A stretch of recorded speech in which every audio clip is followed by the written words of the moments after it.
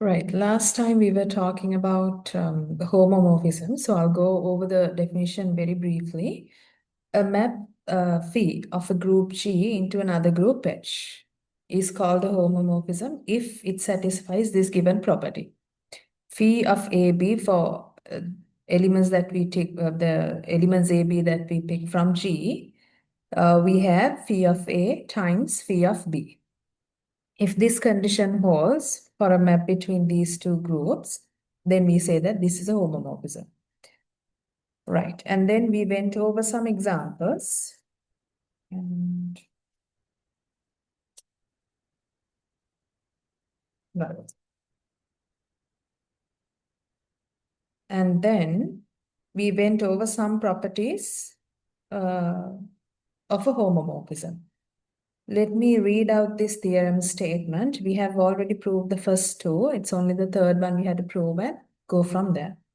If phi is a homomorphism between the two groups G and H, then we must have the identity of G to be mapped to the identity of H through this homomorphism. Not only that, for any G that we take, for any element that we take from G, its inverse should be mapped to the inverse of the image of that element. So phi of G inverse is equal to the inverse of P of G. And then this last property, for any G that you take from the group, any element that you take from the group, if its order is finite, we must have the order of phi of G, the image of that element, dividing the order of G. So we will be proving the third property.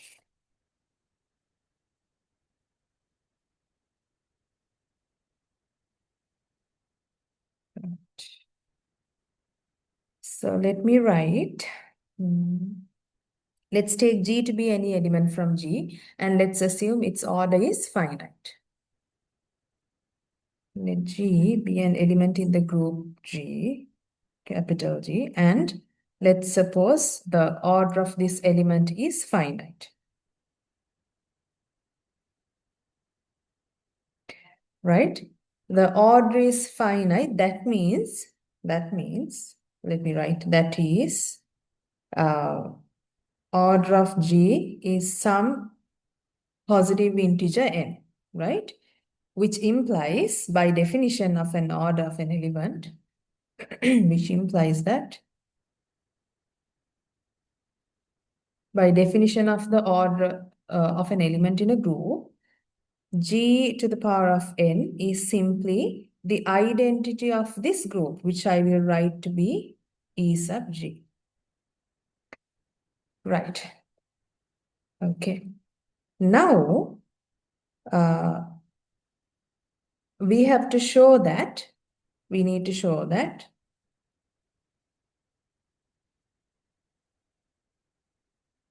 we actually need to show that phi of G, the order of this element, divides the order of G, which is simply n.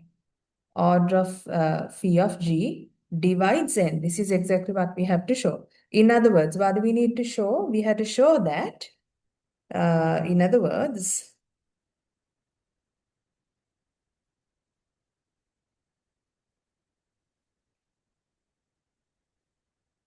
we need to show that the nth power of phi of G gives you the identity. Now, phi of G is an element in the group H. Therefore, the identity we are referring to is the identity in the group H. Right? So this is exactly what we have to show. So let's start off with this equation. G to the power of n simply gives you the identity of G. And let's calculate phi of Gn, right? This is equal to phi of the identity of G. We know the first property tells you the identity will always be mapped to the corresponding identity of the other group, which is E sub H, right? Now, from here, g to the power of n, I can simply write it as g to the power of n minus 1 times g. And this equals the identity of the group H. Right? Now, phi is a homomorphism, so it satisfies that homomorphism property. So we can write phi g to the power of n minus 1 times phi of g. This is equal to the identity.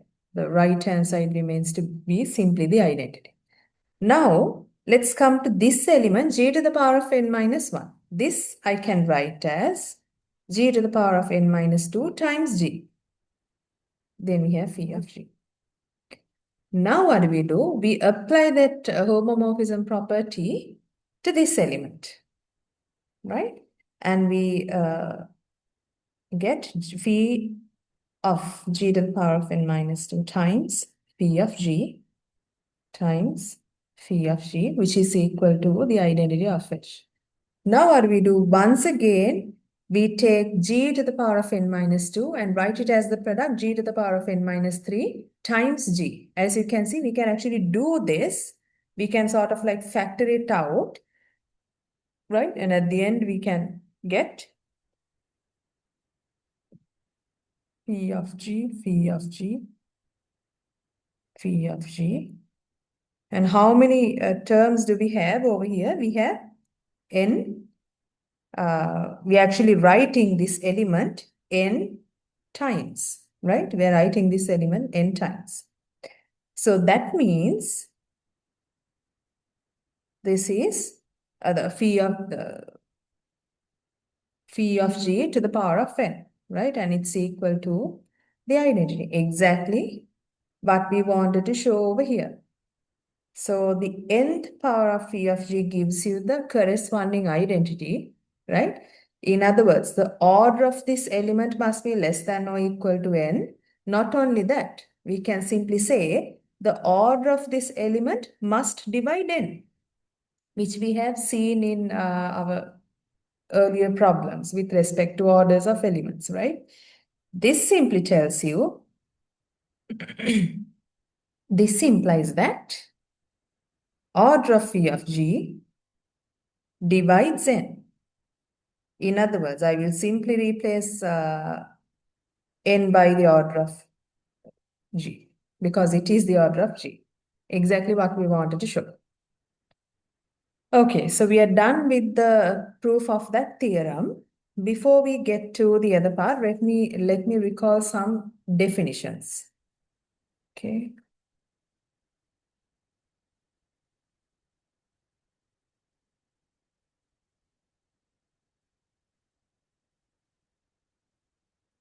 Let me recall. Let's define a function.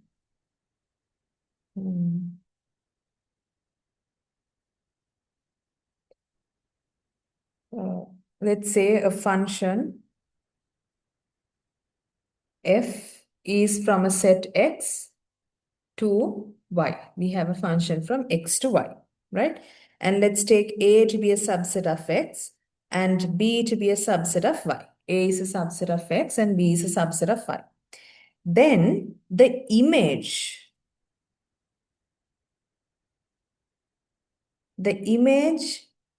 of A under the map F, which I can simply write the image F, and we will be using square brackets to denote sets, not just one element. Now we are talking about a full set, so we will simply use square brackets. F of A, the image F of A in Y under the map F is simply given by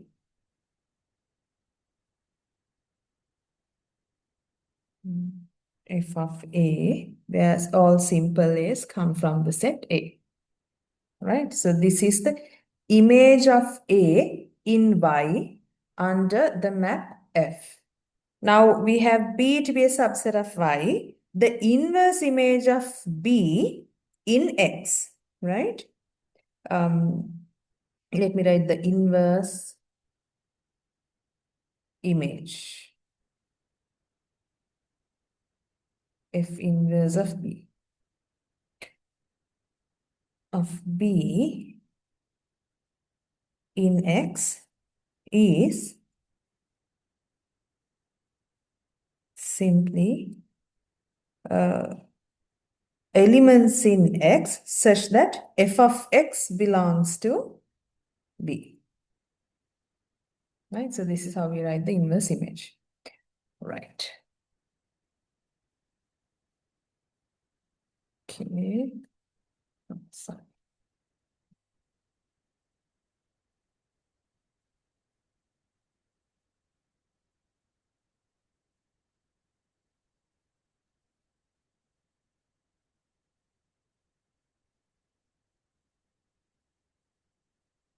Okay. Now let's go over this theorem.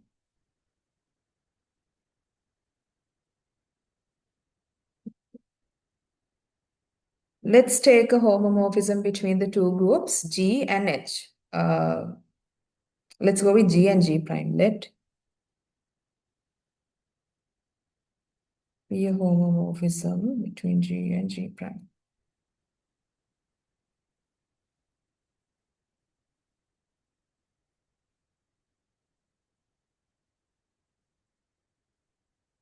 Right? Then the first one tells you if we have a subgroup H in G, if H is a subgroup in G, then we must have its image under the map phi, which is a subset of G prime, to be a subgroup of G prime. Then phi of H is a subgroup of G prime.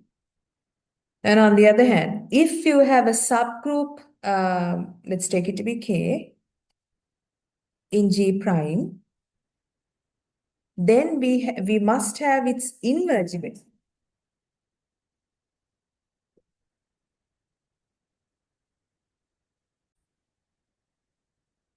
So if K is a subgroup of G prime, then its inverse image must be a subgroup in G, right?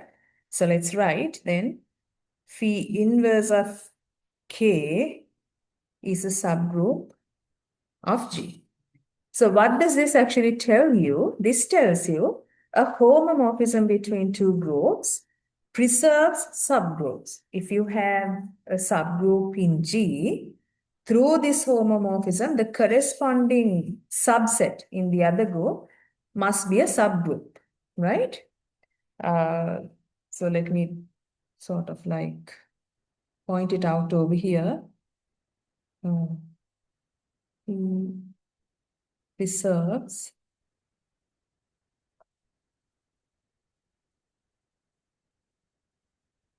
subgroups. Okay. Now to prove this, we will simply use the subgroup criterion, right?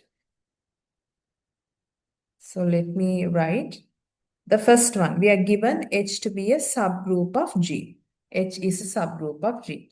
We need to show that phi of H.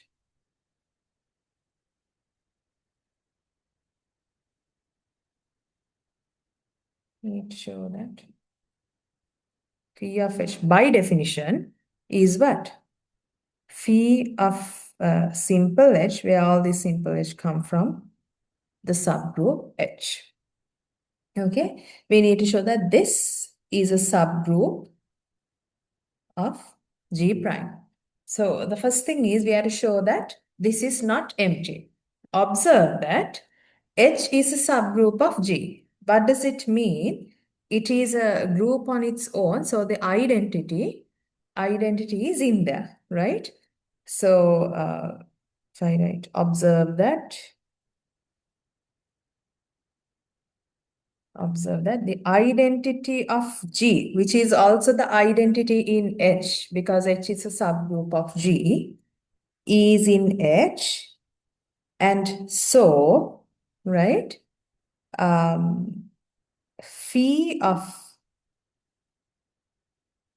this identity, which is simply equal to the corresponding identity in the other group, which we will take to be E sub G prime, right? So this is an existing element in this group. It's the identity of G prime, right? So this element, by definition of this image, this set, we see that this element is contained in phi of H. In other words, we can deduce that it's not empty. Is in let me write hence phi of H is non-empty. It's not an empty set. Now that we have established that it's a non-empty set, we can take arbitrary elements from this set because it must have at least one element, at least the identity, right? So let's take A, B, two elements from phi of H. We are taking any two elements from this set. We have to show that A times B inverse also belongs in this set. A times B inverse. When I say times, what I mean is the binary operation in the group G prime. Okay, we are referring to the binary operation. Okay. We are taking elements A and B from this image. If you go to this set, all elements in this set are of the form phi of simple H, where this simple H come from H, right? So we must have two elements in the set H that are mapped to A and B through the map phi, right? So let's write then. There exists H1, H2 elements in capital H such that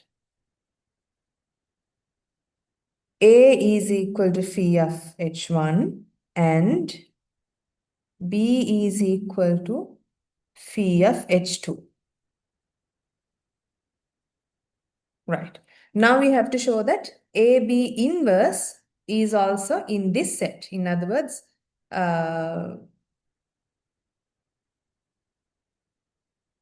AB inverse is equal to phi of some element in H. That's all we have to show, right? Okay, so let's find AB inverse. AB inverse is given by A is simply phi of H1. B inverse is simply phi of H2 inverse. Right, this we can simply write it as phi of H2 inverse, right? The inverse of phi of H2 is equal to phi of H2 inverse. This is the second property that we proved in the previous theorem. Now, phi is a homomorphism. So because it's a homomorphism, that homomorphism property holds, and we have this to be phi of H1, H2 inverse. Now observe, H1 and H2 are elements in H, and it's a subgroup in G. Therefore, we must have H1, H2 inverse to be an element in H, right? So let's write, since H1, H2 are in H, and H is a subgroup of G, we must have H1, H2 inverse also to be an element in H, right? Now what you have over here is an element in H, right? So phi of some element in H is equal to AB inverse. What does this tell us? This tells us that AB inverse must belong to the image of H under the map phi, right? Therefore, we have AB inverse, which is equal to phi of H1, H2, and this is an element in H, to be in phi of H. Right. So we simply conclude by the subgroup criterion, we must have phi of H to be a subgroup in G prime. Therefore,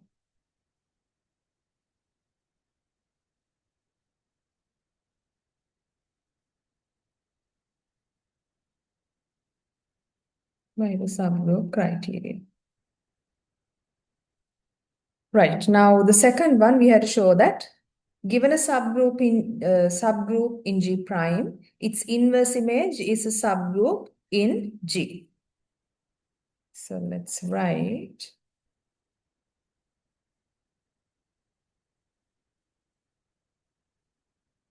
let K be a subgroup in G prime. We need to show that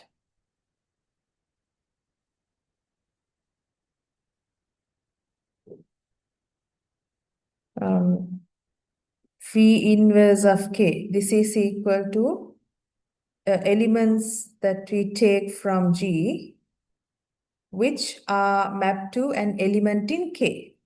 Phi of G is in K.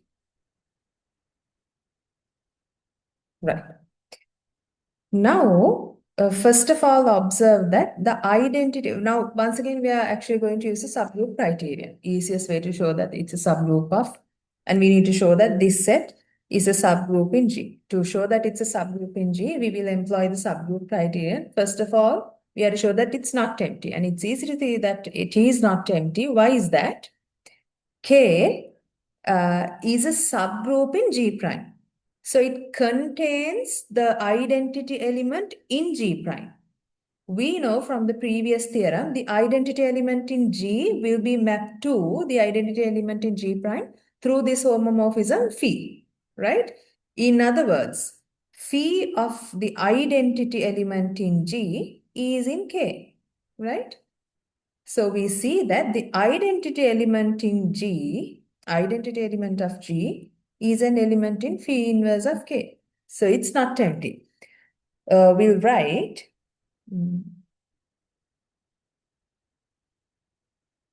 observe that since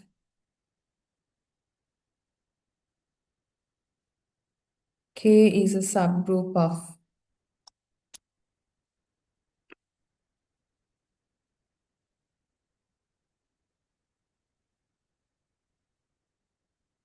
G prime, the identity element of G prime, which we take to be E sub G prime, is an element in K.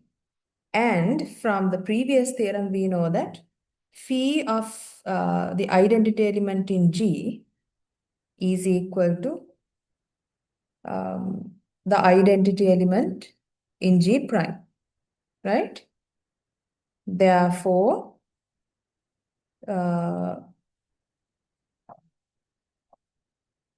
we see that phi of EG is an element in K, so that the identity, by definition of this set, if phi of G is in K, then G, that corresponding G, must be in phi inverse of K. So this corresponding G is the identity now. It must be in phi inverse of K, so that the identity element is in phi inverse of K.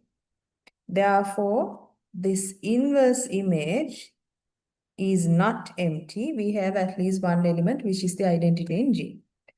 Now that we have shown it's not empty, we can choose any two arbitrary elements from the set, right? So let's take, let G1, G2 be arbitrarily chosen elements in phi inverse of K. We want to show that G1, G2 inverse is also in K, right? Yes, so we need to show that G1, G2 inverse is in phi inverse of K. This image, no, the inverse image of K, sorry.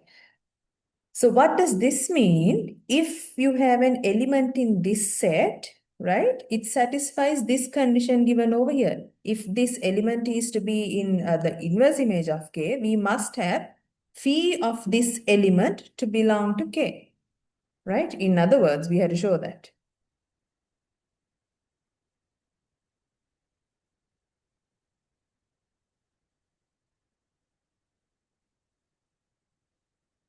we need to show that phi of G1, G2 inverse is in K. Phi of G1, G2 inverse is in K. Right. Now, because G1 and G2 are in phi inverse of K, by definition of this inverse image, we must have phi of G1 and phi of G2 to belong in K, right?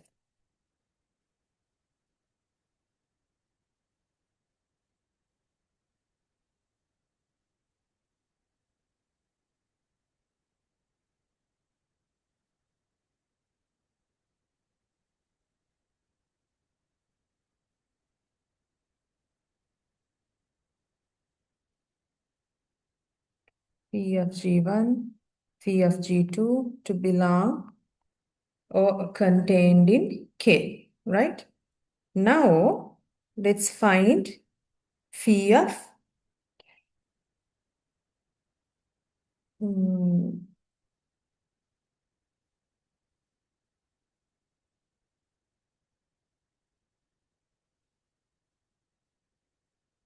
G1, G2 inverse. This is equal to, phi is a homomorphism. So that homomorphism condition is applied, right? It has to hold. We must have phi of G1 times phi of G2 inverse. Once again, phi of G1. Now this we can simply write as the inverse of phi of G2, right? Now observe phi of G1, the element that you see over here, and phi of G2, this element, its inverse is also there, are two elements in K, which is a subgroup in G prime, right?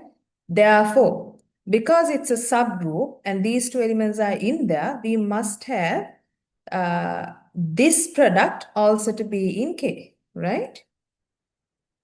Since K is a subgroup of G prime and what you see over here, phi of G1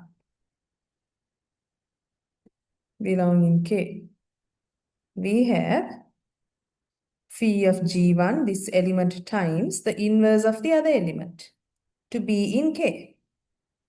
Okay, to be in K. Once again, this is the subgroup criterion. If it is a subgroup, this condition also holds. If you remember, it's an if and only if statement in the subgroup criterion, I mean. Right? So this element is in K. This implies phi of G1, G2 inverse is in K, which implies that G1, G2 inverse by definition of this inverse image of K is in phi inverse of K.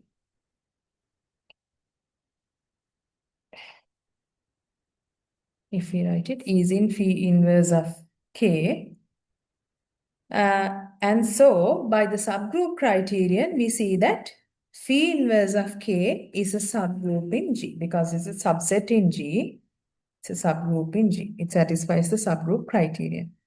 Therefore, phi inverse of K is a subgroup in G by the subgroup criterion.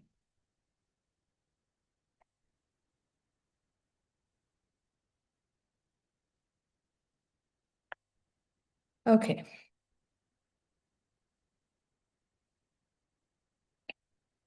Right. Let's get to the other definition. The kernel of a given homomorphism. Let me first define it, the definition. Let's take phi to be a homomorphism between the two groups G and H. So it's a homomorphism from G to H, right? Be a homomorphism.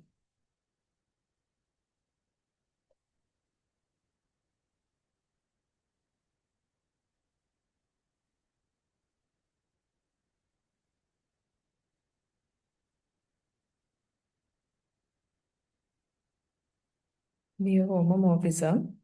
Then the kernel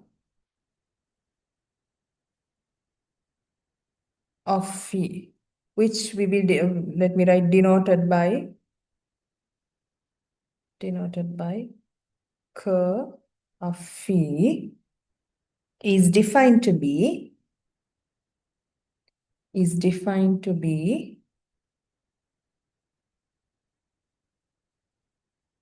the set of elements in G that are mapped to the identity in H, right? So phi of G, which is equal to the identity. Right? This is the kernel of phi. You have a homomorphism between the two groups G and H. We take all elements in G, which will be mapped to the identity in H, right? And those elements will constitute a set, which is actually a normal subgroup in G. And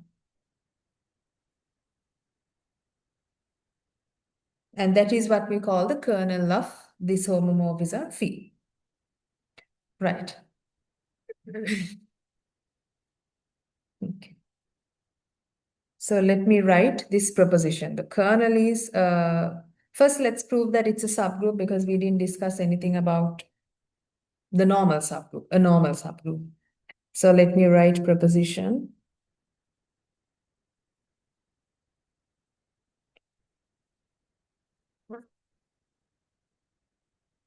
Once again,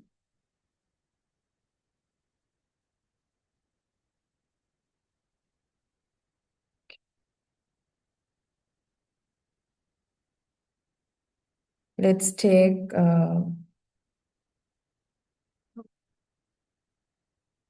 your homomorphism.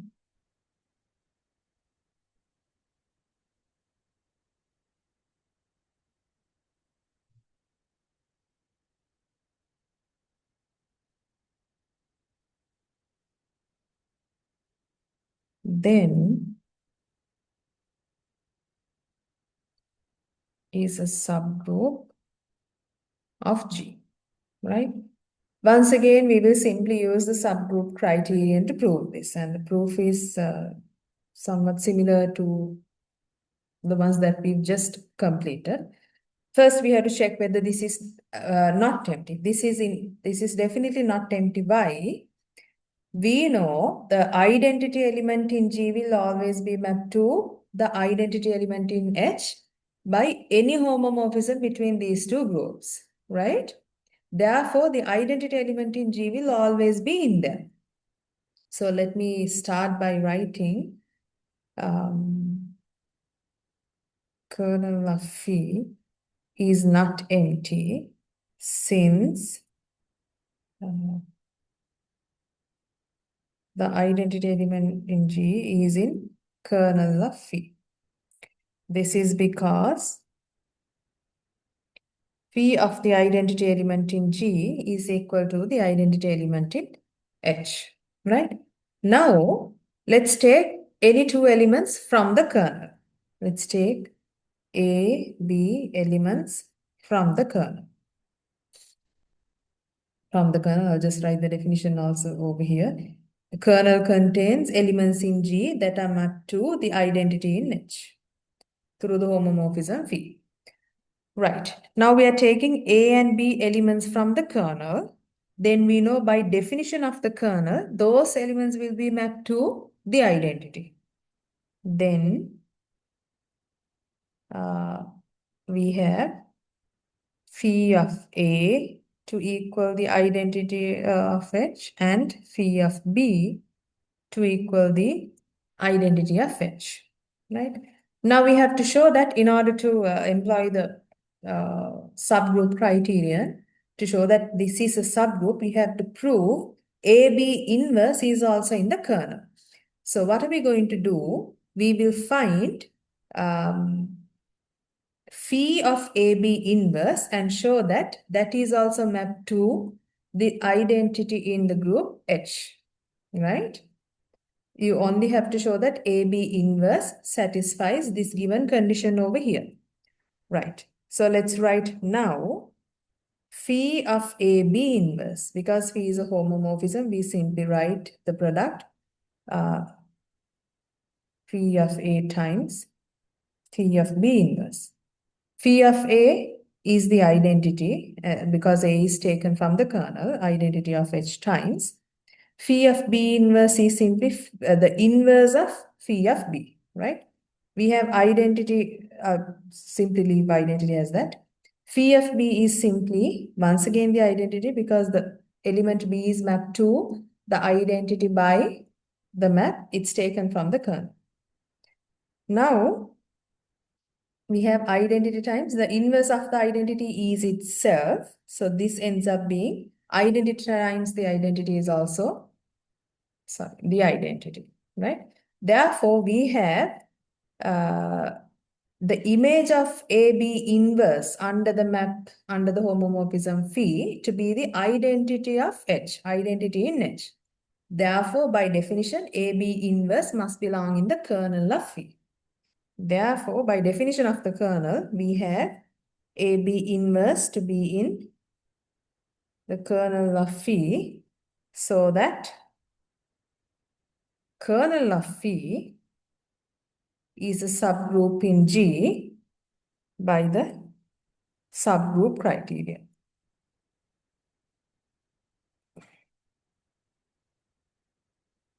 By the subgroup criteria.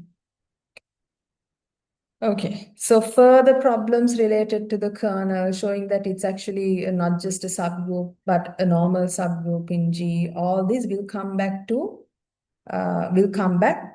later, right? Now with this, we will, just to get an idea about the kernel, we will find kernels of some of the homomorphisms between groups, okay?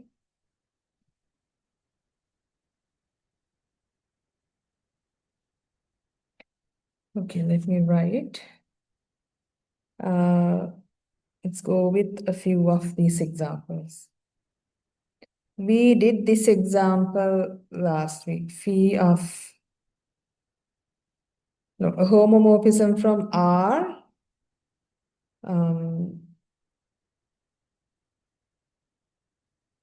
The additive group of reals to the positive multiplicative group of R, right? Plus positive defined by the exponential function. Phi of x will simply be the exponential function, right? Okay, we have seen that, we already know that this is a homomorphism. Now we are going to find the kernel of this function. By definition, now what is the identity of this multiplicative group? The identity of this group is simply 1. Identity is equal to 1. Okay, so let's write the kernel. This by definition is equal to every element x that you take from the set of real numbers where phi of x is equal to the identity, right? This is equal to what? All x in R, phi of x is simply the exponential function equals 1. What sort of x do we have such that the exponential ex is equal to 1? We simply have x to be 0. That's the only element. If you remember, the exponential function is a one-to-one function, right? Therefore, this contains only 0, which, by the way, is the identity of R, right? R is the additive group, so its identity is 0. We definitely know 0 is in there, right? And that is the only element in this kernel, right? So there's that. And then let's, how about this function?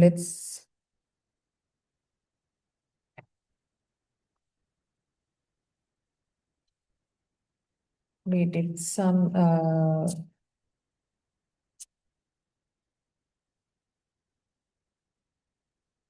we go with the reduction module. Okay.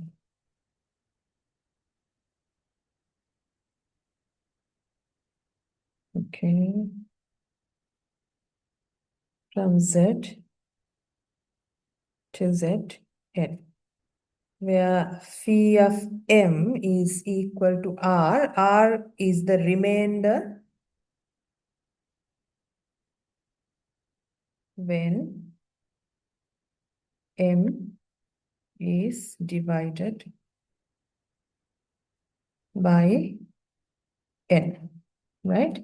We have seen once again, because we've done this example in our previous class, we already know that this is a homomorphism between the two groups Z and Zn, right? Now we will find the kernel. Okay, what is the identity of this group? The identity of this group is simply 0. And if you, as a reminder, the binary operation in this group is addition modulo n. Identity is 0. Identity of Z is simply, once again, we are talking about the additive group, 0.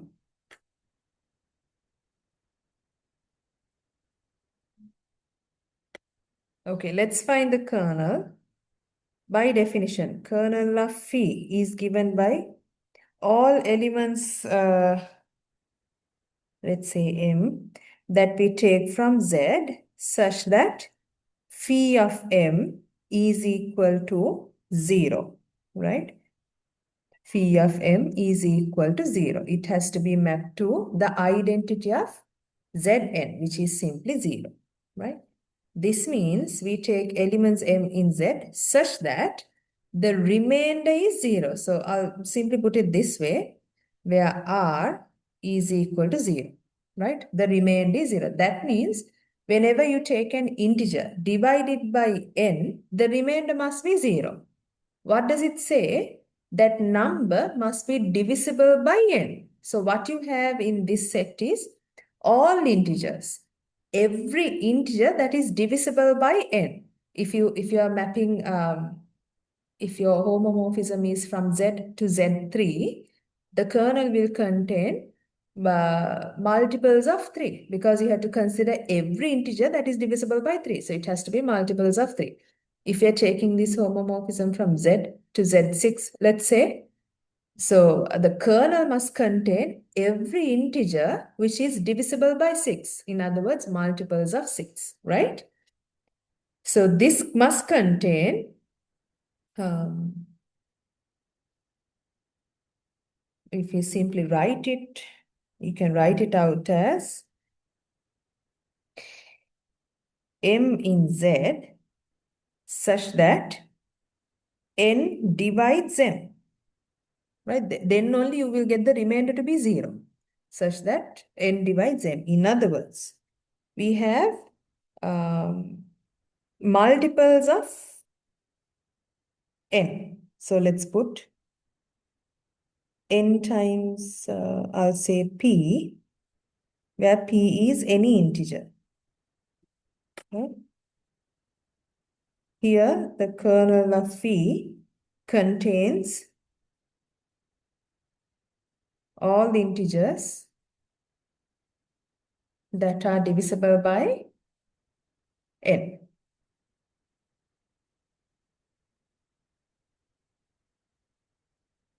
That is multiples of,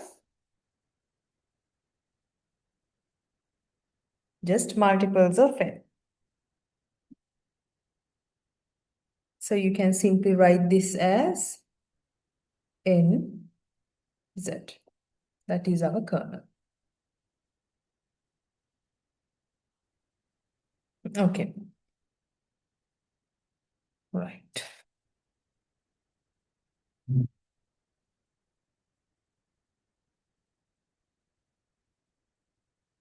Okay. Okay. I actually want to get back to the Cayley's theorem, Therefore, let's go over this definition of an isomorphism. Let's take a group homomorphism. We know it satisfies a certain condition. If phi is from G to H, take any two elements A and B from G, then phi of AB must equal phi of A times phi of B. Now, if you have a bijective homomorphism, that means phi is 1-to-1 onto as well as a homomorphism. In that case, we call this phi an isomorphism, right?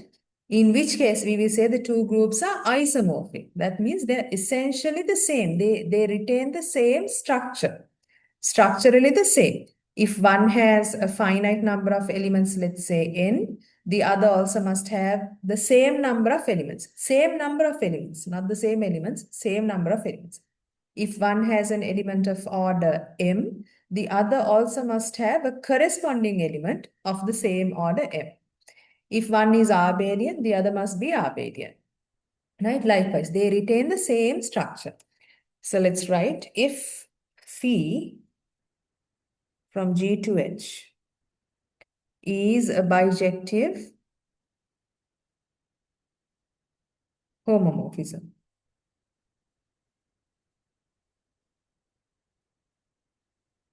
Then phi is called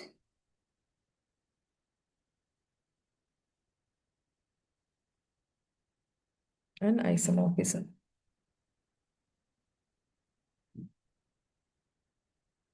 P is called an isomorphism. We say that G is isomorphic to H.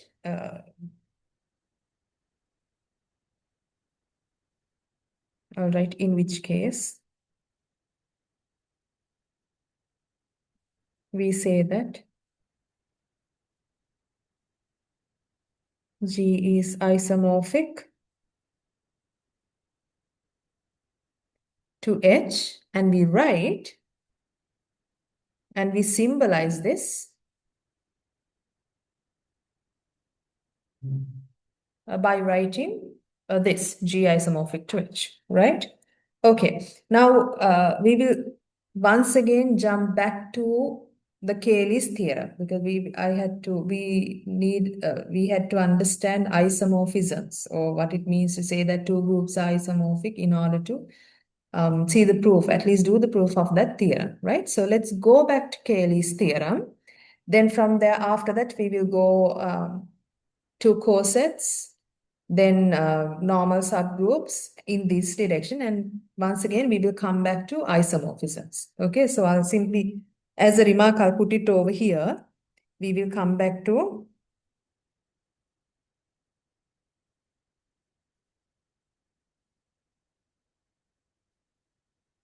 isomorphisms. Or homomorphisms, both, because we have to go over some other properties of homomorphisms as well.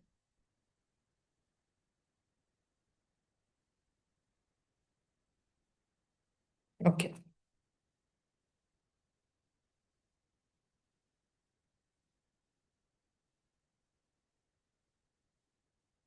Right. So Cayley's theorem.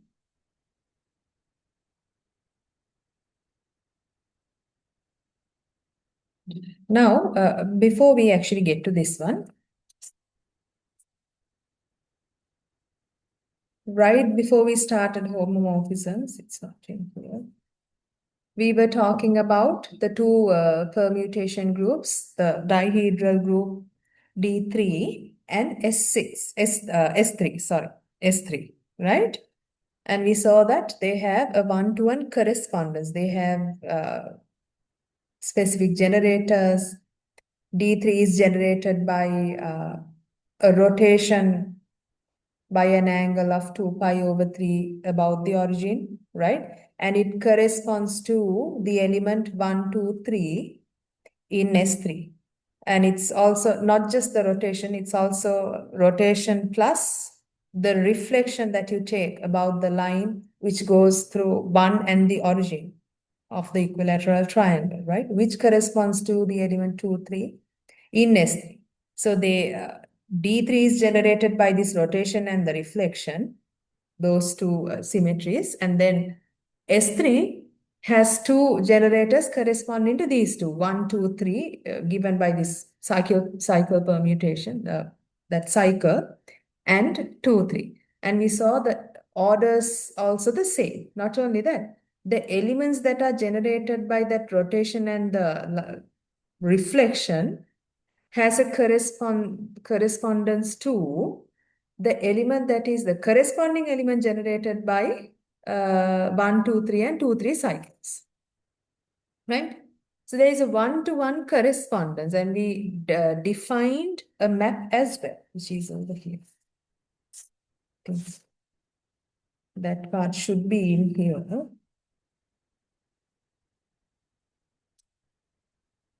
Yeah. We defined this map from D3 to S3, right? By simply mapping the corresponding generators, right? Mu1 to 2, 3, rho1 to 1, 2, 3. And we saw that this map is a homomorphism. And we know there is a one-to-one correspondence between the elements. One has 6 elements, the other has 6 elements. And each corresponding, there is a one-to-one corresponding between elements. In other words, this map is a bijection as well as a homomorphism. Therefore, by definition, this is an isomorphism, right? This is an isomorphism. In other words, because it's an isomorphism, we see that D3 is isomorphic to S3, right? So D3 is structurally the same as S3. Okay, that is one example of an isomorphism. That's what we were doing actually. We were talking about these permutation groups before we got to homomorphism. Now, back with Cayley's theorem. What does this theorem tell you? It tells you that every group, no matter finite or infinite, every group must be isomorphic to a group of permutations, right? We know two groups of permutations. D3 and S3. Okay, so let me write the every group.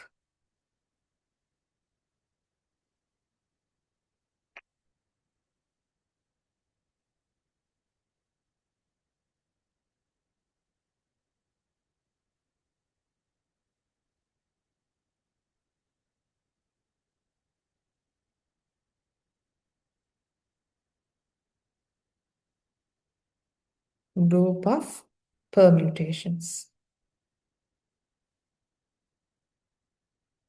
So every group is isomorphic to a group of permutations. We had to show, so let's go. What we are going to do in this case is we will pick an arbitrary group G, and we will consider S sub G, which will be the group of all permutations of G. That means we take every element in G and consider permutations of those elements, right? So that would be the group of permutations of all elements in G. Then we will define a map from G to those that group of permutations of elements in G, and we will show that it's a one-to-one homomorphism, right? Okay, let's go over the proof, then we will discuss more details. So let's take G to be an arbitrary group.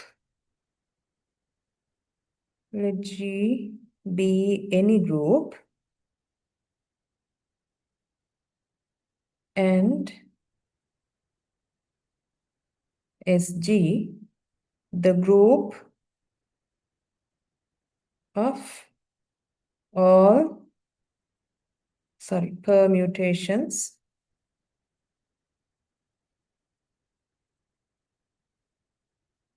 of G, right? Now in S3, what did we do? We actually had the set X with elements 1, 2, 3. And we considered permutations of those elements. We sent 1 to either itself, 2 or 3, right? We permute those elements. Likewise, in this, what we do is we take all elements in G, right? All elements in G. Let's say G1, G2, let's say you can put numbers like that. What we do in this case is we consider different permutations, either sending G1 to itself or any other element, right? Likewise, we consider different permutations.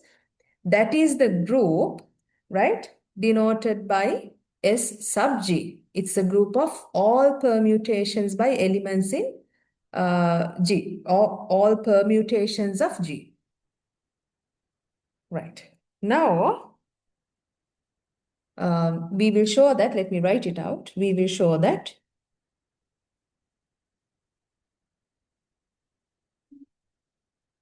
G is isomorphic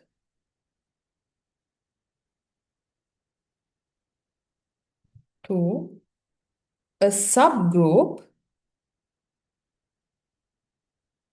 of SG. Now what we're going to do is we will show that G is isomorphic to a subgroup of this permutation group. In other words, we will have to define a homomorphism between G and SG, and we will show that uh, G is isomorphic to a subgroup of SG, not really isomorphic to S sub G, but a subgroup of it. Once you define a homomorphism, once you define a homomorphism between G and SG, we know the image of G under that homomorphism is a subgroup of SG, which we have done previously, right? For example, if I go back, this says, now this is a homomorphism from G to G prime. If you look at this first one, it says any subgroup of G, right? You take any subgroup of G, its image must be a subgroup in G prime. Any subgroup of G. Now, instead of taking a proper subgroup, I'm simply considering G. G is a group, therefore its image by this first statement in this theorem, its image must be a subgroup of the codomain, this group G prime. That is exactly what we are going to do in this case. We don't need and we can't make sure that this is isomorphic to SG because we are taking any group G, right? For specific examples, this could be the same, right? Now, we will show that G is isomorphic to a subgroup of SG. So once you define a homomorphism, we know that the image of G under that homomorphism is a subgroup of SG, sorry. Right? So what we're going to do is we will show this homomorphism is one-to-one. So that means you have this homomorphism from G to its image, which is one-to-one and obviously onto, because we are considering, we are restricting in this set to the image, right? Image of G. That means what you have is a homomorphism that is one-to-one and onto its image. By definition, it's an isomorphism between G and its corresponding image under the given homomorphism. Okay? Right. Now, let's define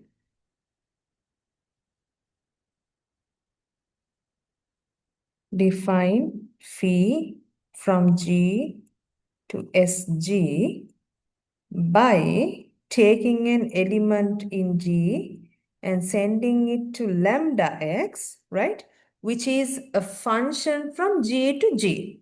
I will show you for all x in G. Let me write it out. Let me write out what lambda of x is, where lambda of x is a function from G to itself for any x that you take from G, right? Defined by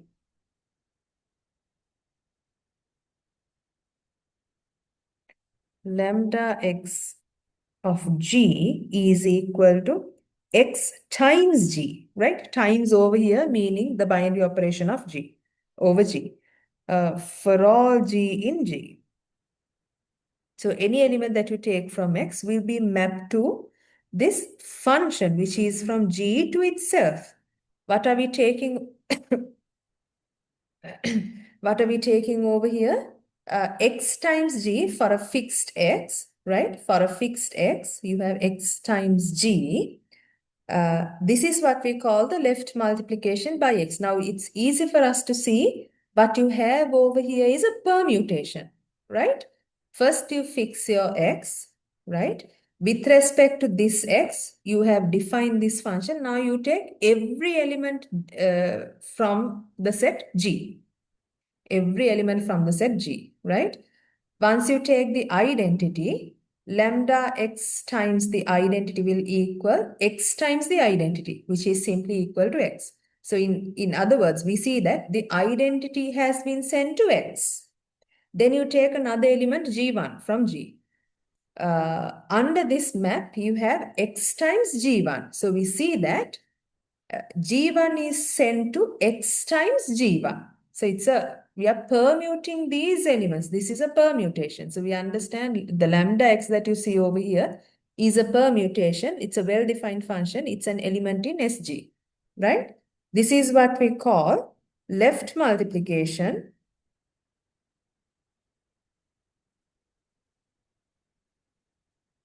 by x, right? Left multiplication by x. Now, in order to prove that this is one-to-one and is a homomorphism, we have to see some properties over lambda x. First, observe that lambda x is actually a one-to-one function. So let me write lambda x is one-to-one. That means if you take g1, g2, in G, we have lambda x, if lambda x of G1 is equal to lambda x of G2, lambda x of G1 is simply given by x times G1, left multiplication by x, over here x times G2. Now what do? We take the inverse of x on the left on both sides. So we've got x inverse x G1, xg2, x inverse x gives you the identity in G. Identity times G1 gives you G1. So G1 equals G2. So by definition, lambda x is 1-to-1. Now we see that lambda x is onto as well.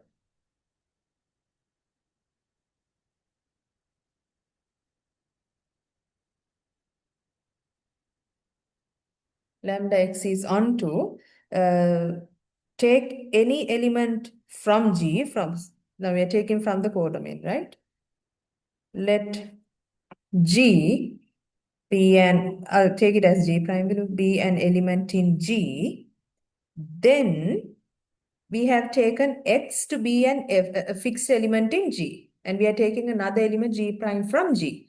G is a group, and therefore X inverse of G prime must be an element in G. Then X inverse of G prime must be an element in G, so that when you take lambda x of x inverse of G prime, by definition of lambda x, we see that this is equal to x times x inverse of G prime.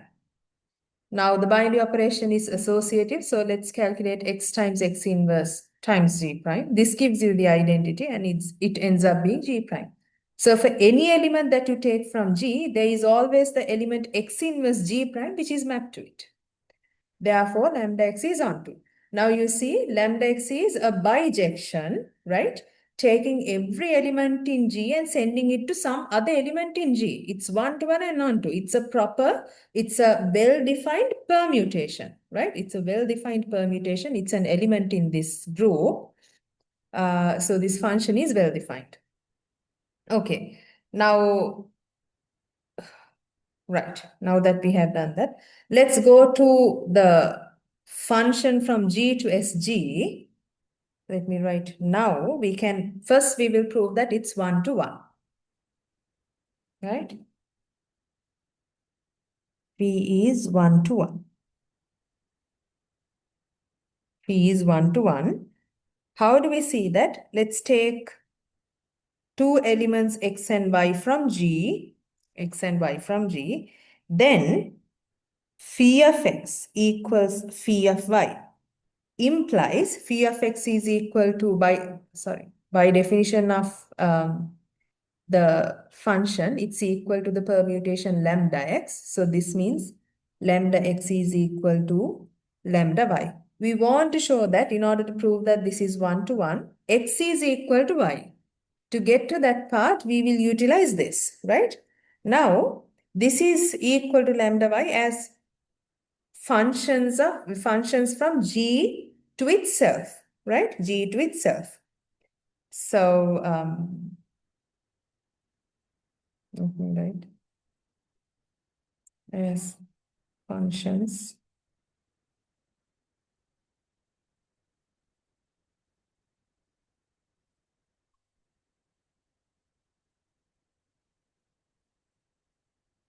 mapping G to itself, right? Then for the identity that is in G, the identity element in G, we have lambda x of E, right, to equal, because lambda x is equal to lambda y for each corresponding element in G, right? Each element in G. No matter which G that you take, lambda x of G must equal lambda y of G. So in particular, this works for the identity as well. Lambda y of the identity. This implies by definition, x times E equal y times E. You are taking product by the identity, so you have x equals 1, right? X is equal to 1. If phi of x is equal to phi of y, it is equal to lambda, it implies lambda x is equal to lambda y. And at the end, we have shown that x is equal to y. Therefore, by definition, phi is 1 to 1. Right. Now we have to show that phi is, we have shown that phi is 1 to 1, right? Once you consider G with its image under the map phi, then we have the onto condition satisfied between G and its image, right? Now all we've got to do is show that phi is a homomorphism. Okay. So to show that,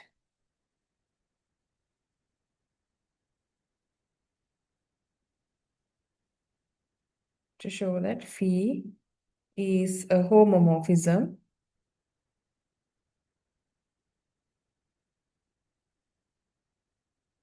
let's take xy from G and phi of xy, and then phi of xy equals lambda xy, right? What do we need to show? We want to show that phi of xy, in order to prove that this is a homomorphism, it has to satisfy that homomorphism condition. So at the end, we want to show that phi of xy is actually equal to phi of x times phi of y. By definition of this function phi, we know that this is equal to lambda of xy, this particular permutation in SG, right? This is equal to this one. We need to show that, let me write, we need to show that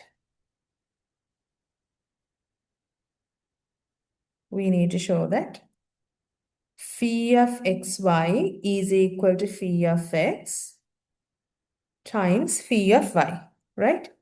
That is, we need to show that over here we get lambda of xy by definition. Phi of x is simply lambda x times lambda y. So this is what we have to show. Lambda sub xy is actually equal to lambda x times lambda y, right? If we show this one, by definition of phi, we have that corresponding condition for it to be a homomorphism satisfied, and then we will be done. We can conclude that phi is a homomorphism, right?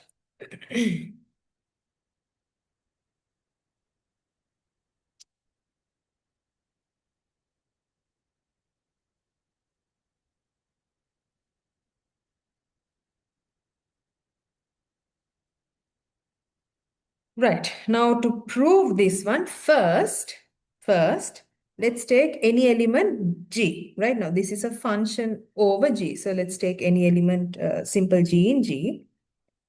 Now, for simple G that is in G, we have lambda of xy to equal, lambda of xy G to equal by definition xy times G, right? Xy times G.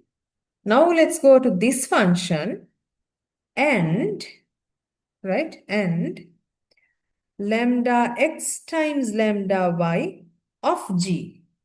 This is equal to lambda x of lambda y of G. Why is that?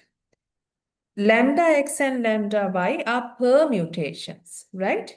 That means, what is the binary operation over SG? That is function composition. So when you see this product between two permutations, that means we are taking the composition of these two permutations. So the composition, instead of writing lambda x times lambda y, we can actually write this as lambda x composite lambda y, which is exactly what the group operation is, what the binary operation is, composition between elements, right? So by definition of function composition, you have this one. And now this is equal to what? Lambda x, lambda y times g, by definition of lambda y is y times g. This is equal to x times y times g.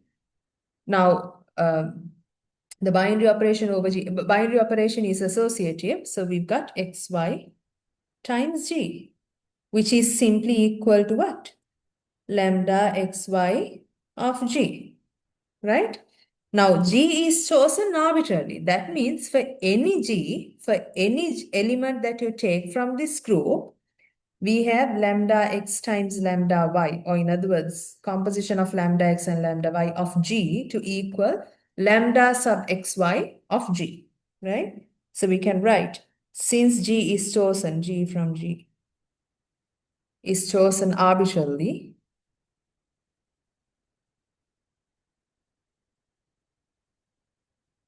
we have lambda x, lambda y to equal lambda xy. That is, going back over here, phi of xy equals phi of x, phi of y. So that phi is a homomorphism.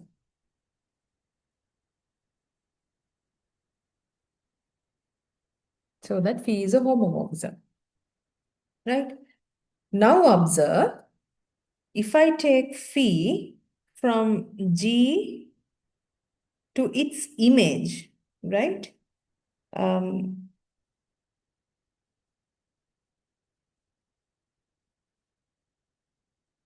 Image of G, which is simply equal to phi of G. This is a subgroup of SG, right? Phi we defined originally from G to this group, right?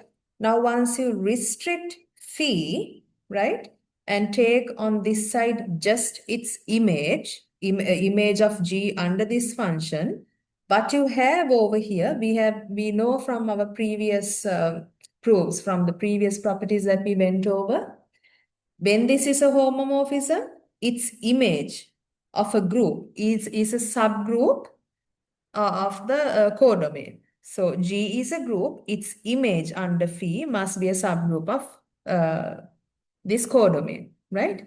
So when you consider this homomorphism from G to its image, what you have over here is an onto function. Now we are not taking phi from simply G to SG. We are restricting it. We are simply considering phi from G to its image, right? So any element that you take from here will always have a pre-image. Will always have some element in G that is mapped to it, right? So in this case, we see that phi is onto one-to-one and is also a homomorphism. Right? So this is onto, when we take, let me write it once again, emphasize. Otherwise, you will feel like this is from G to SG. No, now we are restricting it so that we take only this embedding of G, right? When we take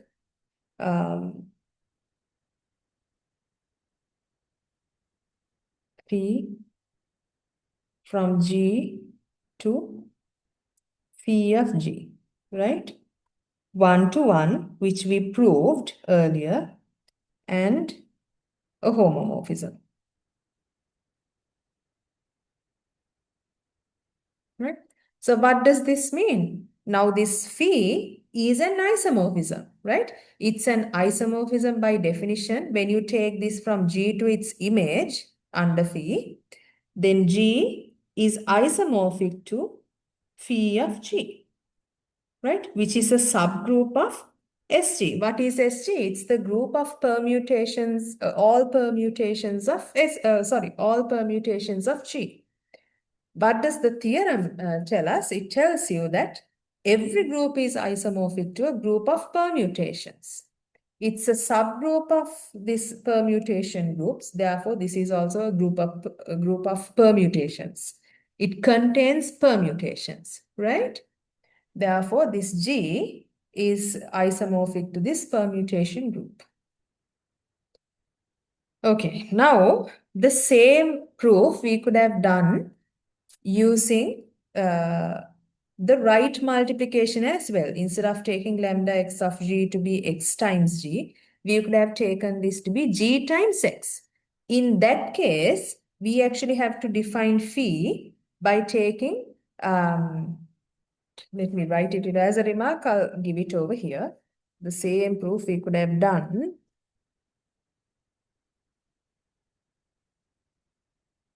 In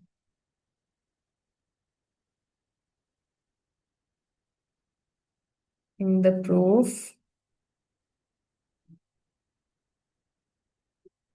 we could use, all right, we could use rho x of G instead of writing lambda x, because now we are changing the permutation. I'll simply write it as rho x of G to be the right multiplication, right? Instead of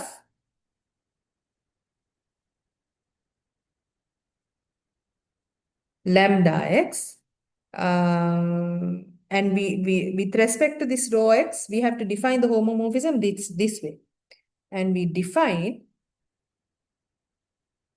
mu to be from G to SG by mu of x, rho x inverse, rho of x inverse. Right? This is instead of, if it is phi, it has to be mapped to lambda x, right? In SG. If we are taking mu, for mu, the corresponding permutation is given by rho x, right?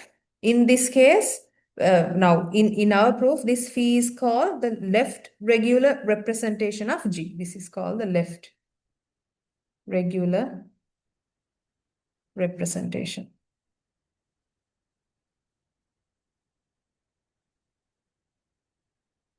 of G. Mu is called the right regular representation of G.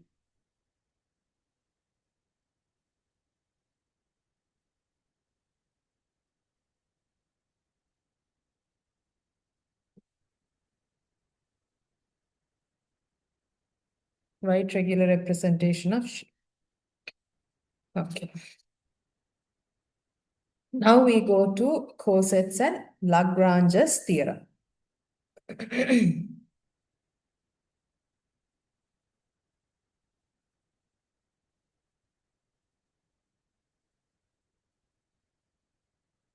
First we learn cosets. Later on Lagrange's theorem.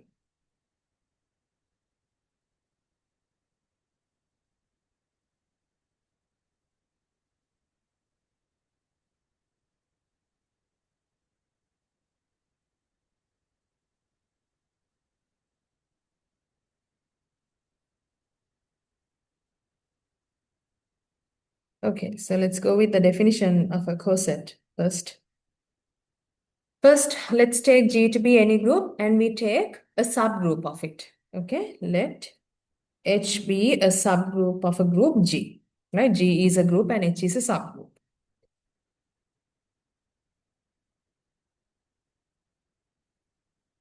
Okay. The subset, this is how we define the left coset, right? And in a similar way, we define the right coset. The subset A times H, which is equal to A, which contains elements of the form A times simple H, where all these simple H come from, the subgroup H, is what we call the left coset of H by the element A or left coset of H containing A, right? Is the left coset of H containing A, right? And on the other hand, the subset HA, which is equal to, which contains elements of the form simple H times A, where simple H comes from the subgroup H, is what we call the right coset of H by the element A or containing A, is the right coset of H containing A. Is the right coset of H containing A, right? Why do we call this the left coset? Because A is on the left now in each element over here, in each multiplication, let's say. Here, A is on the right, so we call it the right coset, right?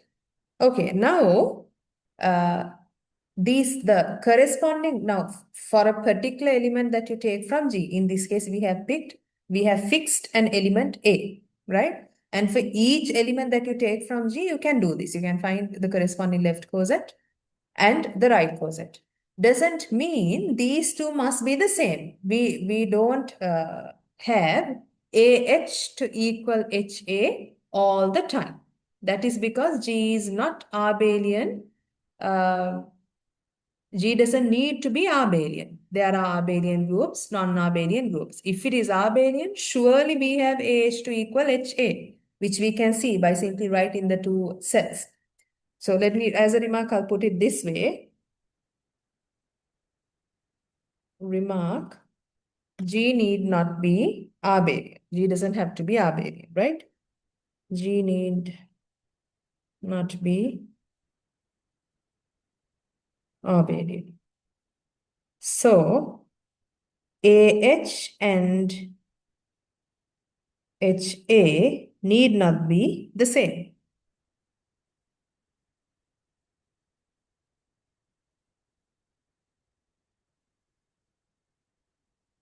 Same subset of G. It doesn't have to be the same subset of G. And if G is abelian, if G is abelian, if G is abelian, for any simple A that you take from G, we have AH. By definition, this contains elements of the form A times simple H, where this comes from the subgroup H. This is equal to H times A. Why can we commute these two elements? Because A and H are both elements in G. H is a subgroup of G, so any element in H will also be an element in G. So now we have AH to be an element in G. So we can commute these two elements because G is given to be abelian, right? And by definition, what is this set? This is simply the right coset. So you see, for this corresponding A, the left coset and the right coset are the same. This is only when G is abelian, right? This is only when G is abelian. We can say for sure these two are the same.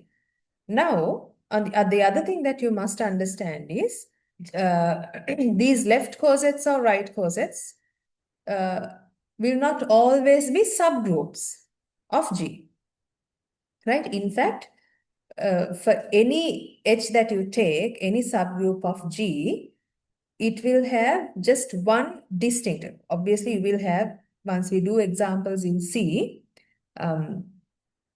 for each, when G is when G is an infinite set, you can find many left cosets, right? For each element you can find, right? And you take any two left cosets, we will see that they are either identical or disjoint, right? They are either identical or disjoint. So for each element, once you find these left cosets, you can pick a certain number of left cosets from G that would partition G that are mutually disjoint, and the union will simply give you G. The union will simply give you G, right? Now,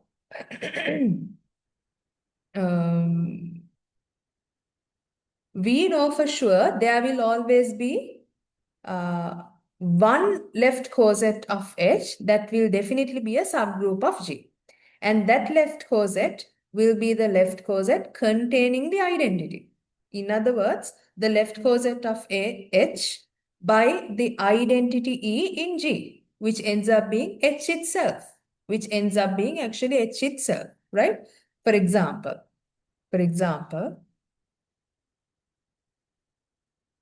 E is the identity in G, right? This is the identity. By convention, we use E to denote the identity. And let's take H to be a subgroup of G.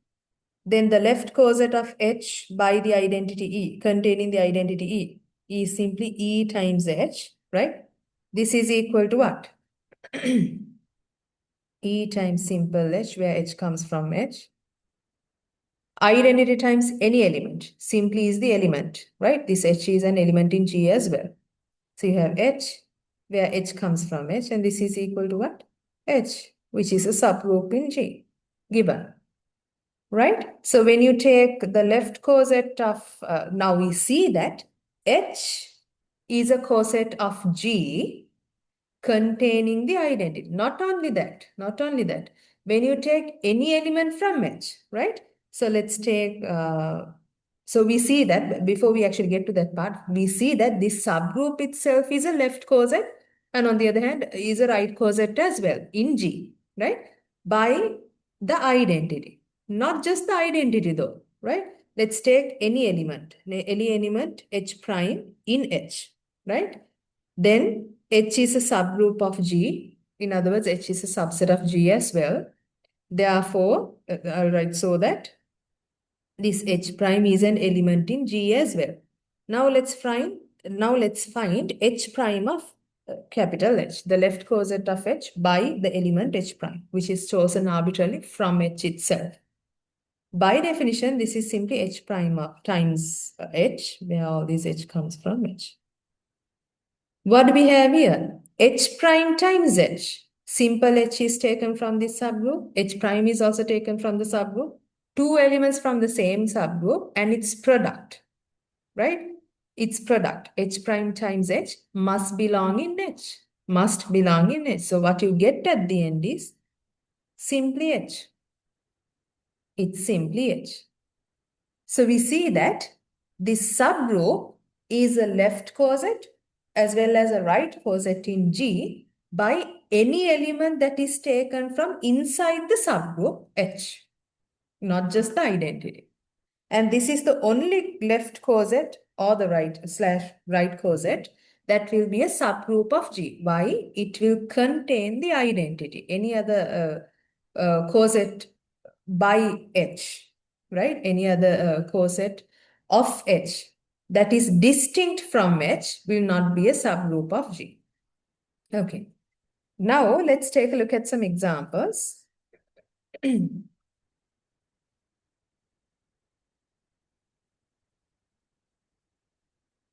Let's take Z.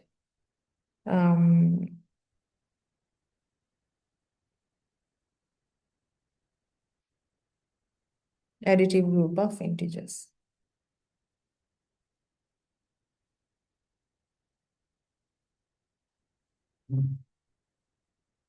And then let's take 3Z, which is a subgroup of the additive group of integers. We know any subgroup of Z is of the form n times Z, where n is any integer, right? We have seen this.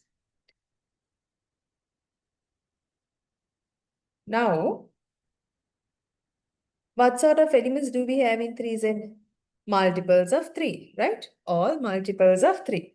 So we can simply write this as, if I write it in terms of elements, we have -6, -3, 0, 3, 6, likewise, right?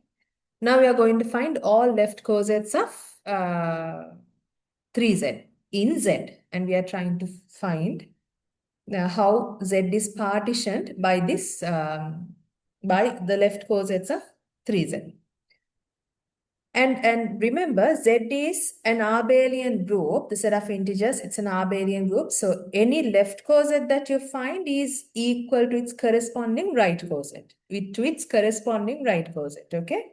So first we'll take the identity of Z, which is 0. As we've seen before, that will end up being, when you take the left coset of 3Z by 0, by the element 0, which is the identity, you get 3Z as well. So let's find 0 times 3Z. Now, this is the additive group. So what is the binary operation? It's addition. So when I say 0 times 3Z, what I mean is 0 plus 3Z. If I go back to the definition, definition over here, let me rewrite it for further clarification. This is, if G is the group under the binary operation star, H is a subgroup of G, A is an element in G, then A times H simply means A star H, right? And this is equal to what? A star simple H, where all these simple H come from capital H, right? So now, going back to our example, we know the binary operation is addition. So for 0 identity in Z, let's find 0 plus 3Z. So for each of these elements, we add 0. That means we add nothing. So what do we get? 0, no. I'll just write it in terms of these elements. -6, -3, 0, 3, and so on. What do we get? We simply get 3Z, because for each of these elements, we simply add 0. Now let's go to another element, 1 in Z, right? 1 in Z. 1 plus 3Z. Once again, for each of these elements, we will be adding 1, right? Add 1, we get -5, -2, 1. Then we have 4 and 7, so on. Right? Right. And this is equal to the corresponding right coset as well. I'll put it over there itself. Now let's take 2 in Z. Then we have 2 plus 3Z. This is equal to what? For each of these elements in 3Z, we add 2. So we've got -4, -1, 2, 5, likewise. Now we go to 3 in Z. 3 plus 3Z. We will surely get the set itself. Why? Go back, add 3 into each of these elements. We see -3, 3, sorry, 0, 3, 6, likewise. What do we get? This is equal to, now, this is equal to its corresponding right coset, and this is equal to what? 0 times 3Z, which is simply 3Z, right? This is equal to 0 times 3Z. Now, we already have gotten all the integers out of these 3 distinct left cosets. As you can see, 0 plus 3Z is distinct from 1 plus 3Z. They are actually mutually disjoint. 1 plus 3Z is different from 2 plus 3Z. They are mutually disjoint. They are actually all 3 mutually disjoint. Not only that, when you union these 3, you actually get the full set of integers. Now, we'll do 2 more to see. We have 4 plus 3Z. Surely we are going to get this set, right? To each of these elements, we simply add 4. Add 4 over here, you have -2. 4 over here, you have 1, 4, 7. Likewise, as you can see, this is equal to what? 1 plus 3Z. If you take -1 plus 3Z, add a negative to all these elements. So then this element becomes -7, -4, -1, 2, what do we get? We simply get 2 plus 3z. So these three are the distinct left cosets of z, where the union, which are mutually disjoint. Not only that, when you union these three up, we see that we get the full set of integers. We get the full set of integers. Okay.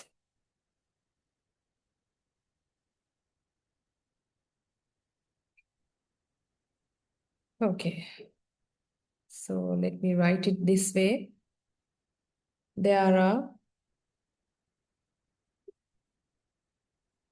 three distinct cosets. Let's simply say cosets because anyway, the left coset and the right coset are the same in this set, right? In this group, sorry. Three distinct cosets of 3z in the set of integers, which is simply 3z itself. Then we have 1 plus 3z. Then we have 2 plus 3z.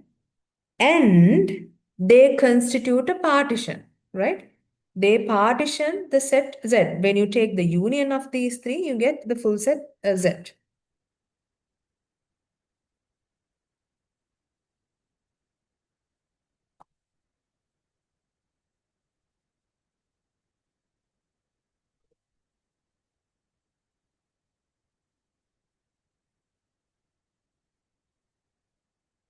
Right?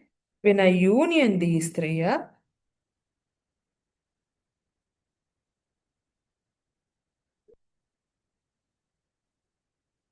this gives you the full set of integers.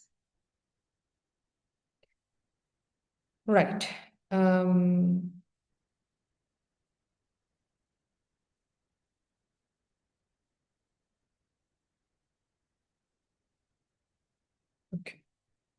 Now let's take a look at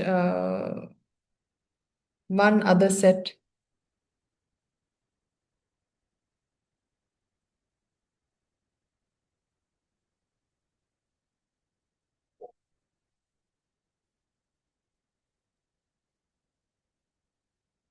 Okay, let's consider this example. Consider the group Z6, right? Containing elements 0, 1, 2, 3, 4, 5. Binary operation addition modulo 6. Let's consider the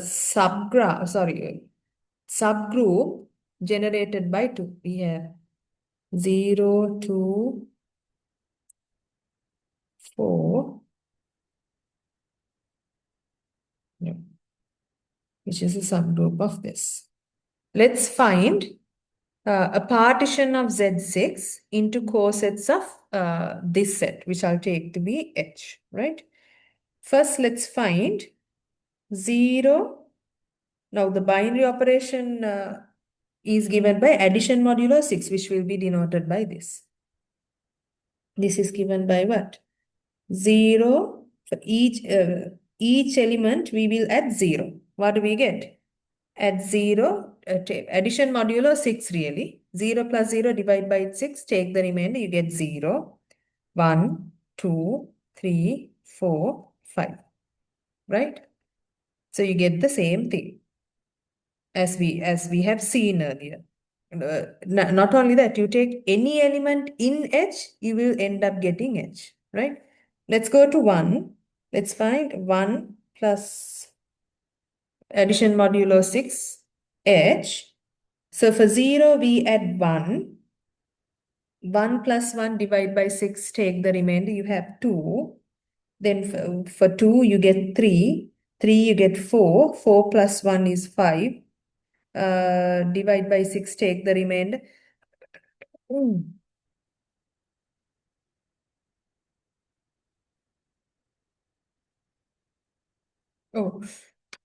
oh, I made a huge mistake over here. I'm extremely sorry about it.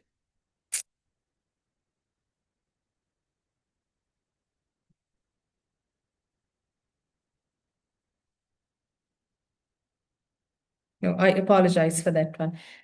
We are taking for each element that you take from Z6, we will take addition modulo 6 over all elements in H. I'm extremely sorry for that. Let's go over this once again. 0 plus modulo 6H. This is equal to add 0, right? Add 0 to each of these elements. 0 plus 0, you get 0. Divide by 6, take the remainder, you get a 0. 0 plus 2, you have 2, and then a 4, right? Let me say that once again. I was actually looking at Z6. That was a major mistake. You are taking this subgroup H in Z6, and we are going to find left cosets of that. How do we define a left coset? For any element that you take from Z6, right? If I take it to be A, let's take A from Z6. We define the left coset to be A. In this case, the binary operation is addition modulo 6. H. So you take every element in H, not over here. Not over here. Right? So we have A plus addition modulo 6H, where H comes from H. Okay, so let's redo. Then let's go to 1 in Z6. 1 addition modulo 6H. For each element over here, we add 1. 0 plus 1 is simply 1. 2 plus 1 is, sorry, 3. 4 plus 1 is 5. Divide by 6, you get the same elements, right? Now let's do 2 addition modulo 6H. What do we get? 0 plus 2 is simply 2. 2 plus 2 is simply 4. 4 plus 2 is 6. Divide by 6, take the remainder 2.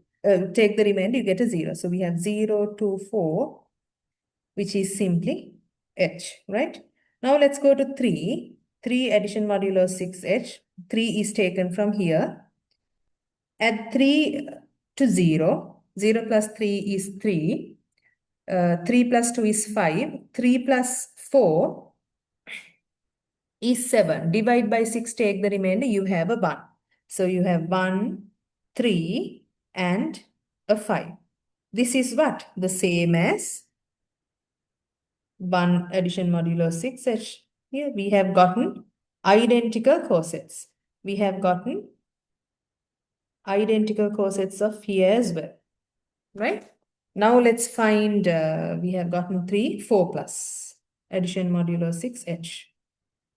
Each element in H, we add 4 and divide by 6, take the remainder, right? That's how we apply the binary operation. 0 plus 4, you get 4. 2 plus 4 is 6, divide by 6, you get a 0. 4 plus 4 is 8, divide by 6, take the remainder, you get a 2. So we end up with 2, 0, 2, and 4. The same group pairs, right?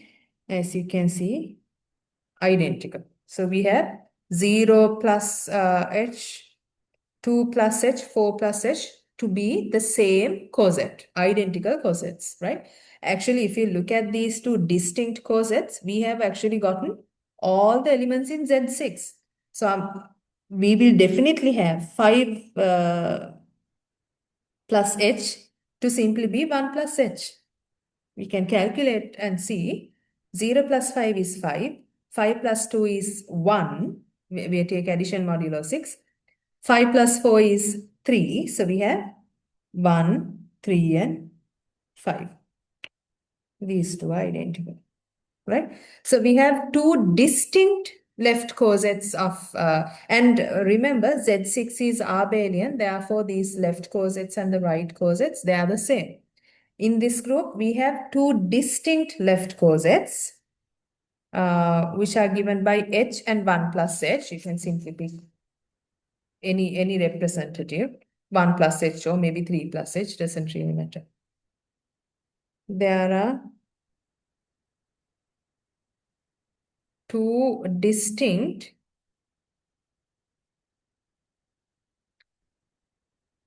left cosets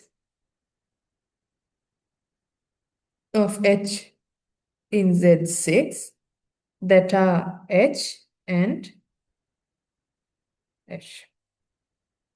These are the two distinct left cosets. Not only that, these two are mutually disjoint, right? When you take the union of the two, you get Z6. Right. Now, this is also an abelian group. Let's take a look at a non-abelian group. Let's go with S3.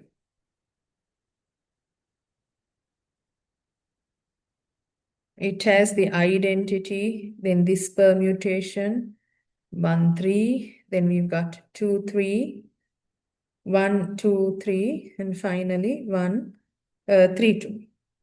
1, 2, 3. These are the 6 elements. And let's take a subgroup, 1, and let's go with 1, 2. We have seen that this is a subgroup of S3, right? This is a subgroup of S3. We will find all cosets of H in S3, all left cosets of H in S3.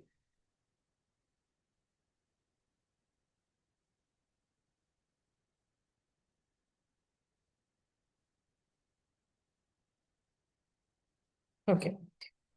Let's go with, now obviously we know that the identity times H. What do we have in between? We says identity times H. What do we mean by times? We simply mean function composition, because that is a binary operation over S3, right? This is simply equal to H because we're taking function composition of every element in H by the identity, right?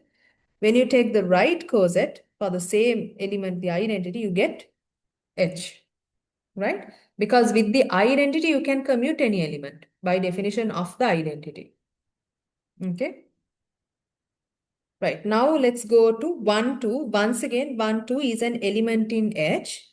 So we see that when you take 1, 2, H, it gives you H. And H times 1, 2, because this is an element in H, this is also equal to H.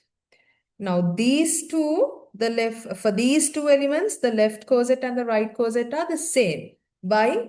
The two elements are actually taken from H itself. When you find the left coset, you get H. When you find the right coset also, you get H. So now in this case, we see that those two are the same. Now let's go to 1, 3. Let's take 1, 3 times H. This is equal to what? Every element in H, we have to take function composition by 1, 3 on the left, right? So we have 1, 3 identity. And then the second element is 1, 3, 1, 2. This is equal to what? We get 1, 3 because it's taken with the identity. This cycle gives you function composition. We start with this. 1 is sent to 2, 2 is sent to 2. Right? So 1 is sent to 2. 1 is sent to 2. 2 over here is sent to 2. Now let's go to 2. 2 is sent to 1. 1 is sent to 3. Right? And the 3 is sent to 3. 3 over here sent to 1. We complete the cycle. This is the set that we get, a subset of S3. On the other hand, if we find H 1, 3, the right coset, this is equal to identity times 1, 3, and then 1, 2 times 1, 3. This is equal to, we get 1, 3 because it's taken by the identity. Then 1 goes to 3, 3 goes to 3. So we have 1 going to 3. 2 goes to 2, 2 goes to 1. So 2, let's go, because we have finished over here by 3, let's go to 3. 3 goes to 1, 1 goes to 2. So 3 goes to 2. And 2 goes to 2, 2 goes to 1, 2 goes to 1. We complete the cycle. This is the set. Now you see, here we see that 1, 3H is not equal to the corresponding right coset. Why? Even though we have one element to be the same, the second element, this cycle is 1, 2, 3, whereas the other element in the right coset is 1, 3, 2. Okay, so they are not the same. Now, let's go to, and then let's find 2, 3.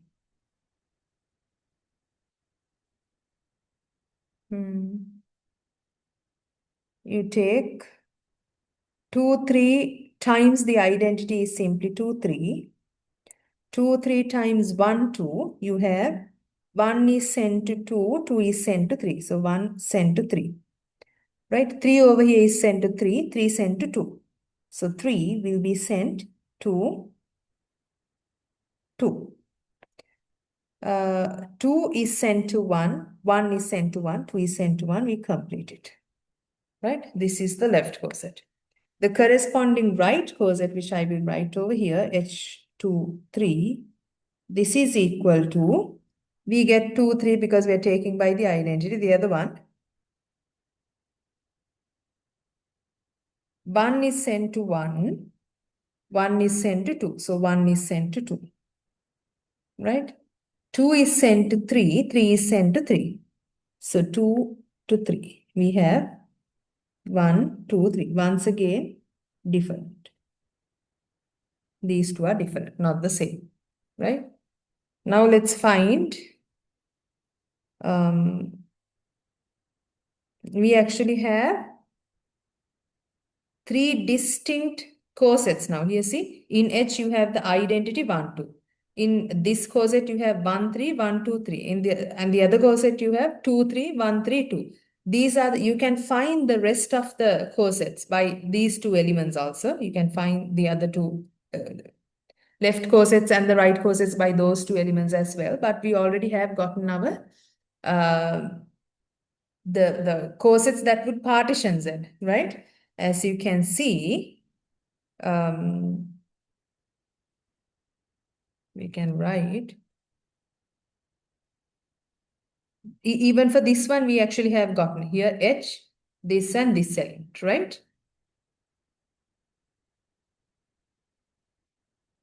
The distinct left cosets, distinct and disjoint, right? Left cosets of S3 are, we have H, 1, 3H and 2, 3H, right?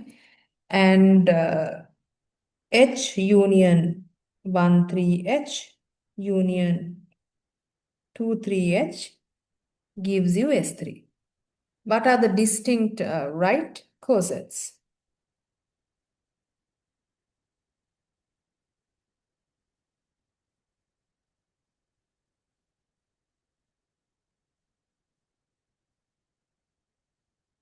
Once again, we have H.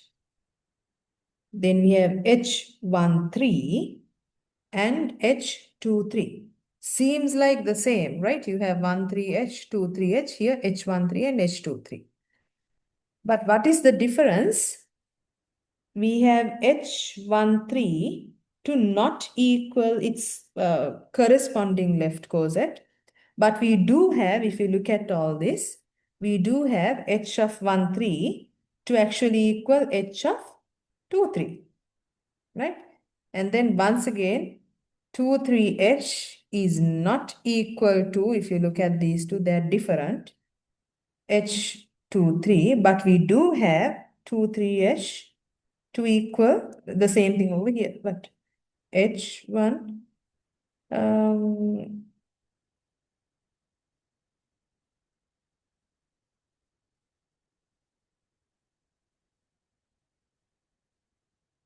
sorry, 1, 3H. The same thing over here. No need to write it again. 1, 3H.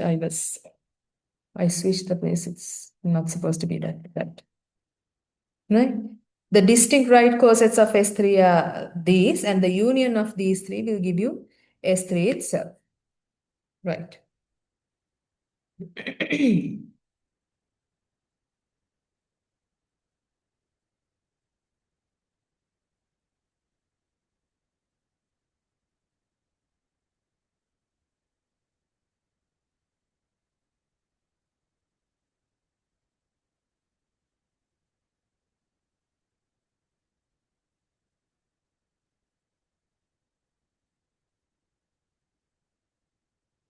Right. Now, let's go over some properties of these cosets. Let me write theorem.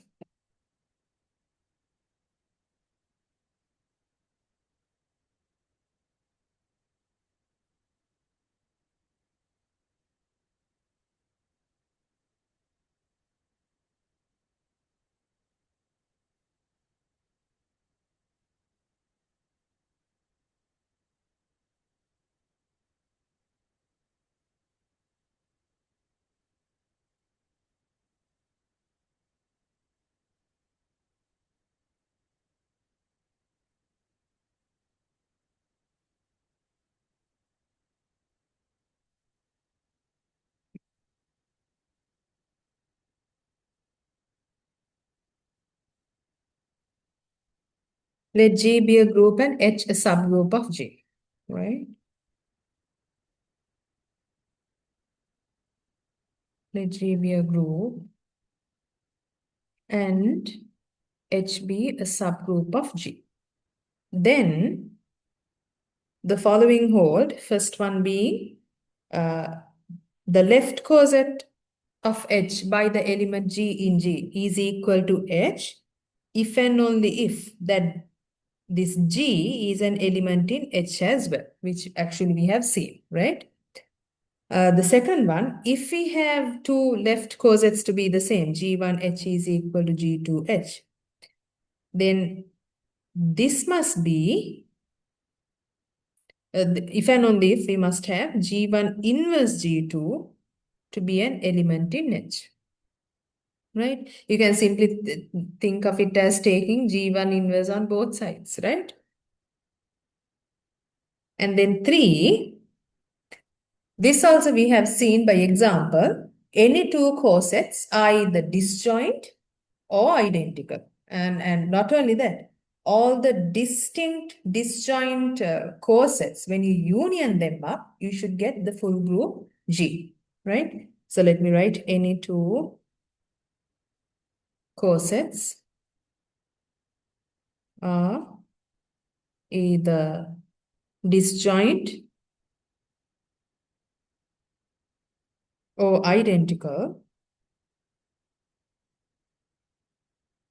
And fourth one, when you union it, you don't have to go and specifically find all these distinct elements, but it would be easy for us to work with a limited number of left cosets, right? Just the distinct ones.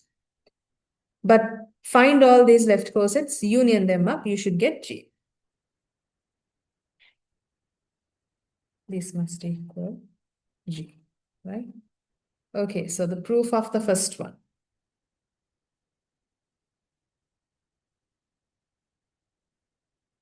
Let's do first one. If and only if statement. So let's take GH to equal H, right? This means, right, we want to show that at the end, G is an element in H, right? G is an element in H. GH is equal to H. What sort of elements do we have in GH? The elements that are given by the product, G times an element in H, an element in H, right? So what I'm going to do is, I will take the identity from H over here, right? Because this is equal to G times H, where H is coming from this set. In the group G, in the group H, H is a subgroup, so identity is in there. So let's take the identity from here, right? Let's take simple H to be the identity and any other element H in H, right? So this would imply, because GH is equal to H, right? This means G times the identity that I take from H, right? Must equal H for some H in H. Why are we able to do this? Let me quickly go over something, right? Now, when you have G times H equals H, this does not mean this product, when you take for some H, G times simple H is equal to that simple H. This means whatever the product that you have in this set is equal to some element in H. for some element in H, right? Because every product G times simple H is equal to some element in the subgroup H, we must have in particular for the identity that is in H, G times the identity to equal some element simple H in H. That is what we have done over here, right? And this implies G times the identity is simply G equals H. What does this imply? Because G is equal to simple H, which is taken from the subgroup H, this tells you G is an element in H, exactly what we wanted to show in the first one.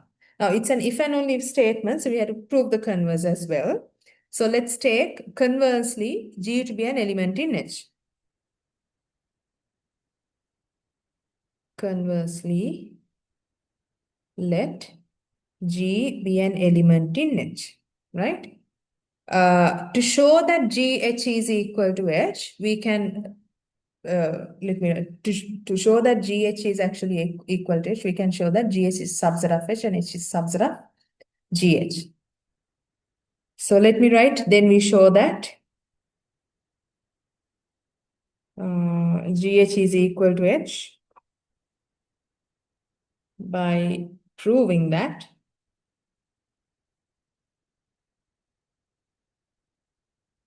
subset of H and H is a subset of GH. If H is a subset of GH and GH is a subset of H, our only possibility would be for those two to be the same set. Okay, so that is exactly what we are going to do. Now, to prove that GH is a subset of H, let's take any element from here, right? So let simple G, simple H be an element in the set, in this left coset by the element G, right? Where H is an element in H. Now, G is taken from H. This simple H is taken from the group H. Then the product GH must also belong to H. Why? H is a group on its own, right? So we can write that since G is in H and H is in H, we must have GH to be in H so that G capital H subset of the subgroup H. We took an element from GH. We showed that it belongs in the subgroup H. Therefore, GH has to be this element is chosen arbitrarily. Therefore, it has to be a subset of H. On the other hand, we take any element from H. Next, let H be an element in H. Then we have to show that this element belongs in GH, right? We can write H as G times G inverse H, right? G times G inverse H. This is equal to G times G inverse H. Now, this is in H since G is in H, that is coming from this supposition, G is in H. H is chosen from H, therefore G inverse H must belong to H. Since G is in H and H is in H. Now we have shown that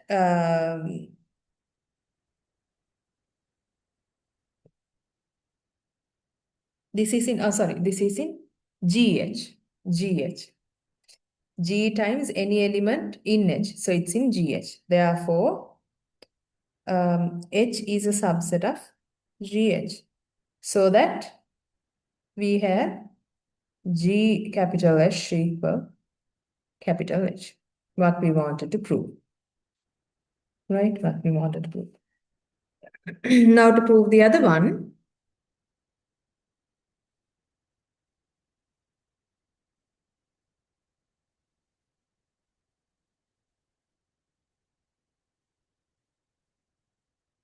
Okay. G1H is equal to G2H if and only if G1 inverse G2 is in H. Right? Okay. Right, let's prove this second one.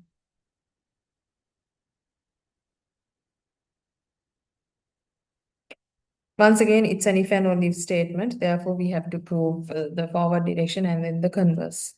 Suppose G1H is equal to G2H, right? Then, what do? We take G1 inverse on both sides, right? Then we have G1 inverse G1H equals G1 inverse G2H, right? This is because we can write AB times H as A times BH. Once again, associative property. Okay, right. This implies using associativity, we can write this as G1 inverse G1 times H equals, let's leave it like this, G1 inverse G2H. This is the identity, right? We have the identity times H equals G1 inverse G2H. Now we know identity in the subgroup times the group gives you H. We have proved it here in this first part. GH is equal to H if G is an element in H. H is a subgroup, identity is in there. So identity times H is equal to H.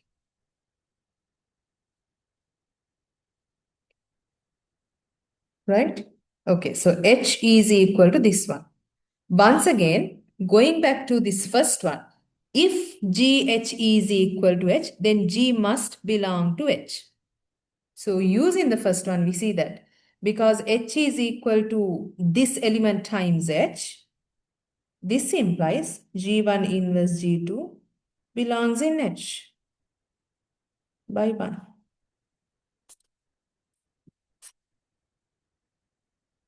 By 1. Okay. Now to prove the converse, we have to consider that we have to suppose that this element for G1, G2, G1 inverse G2 is in H.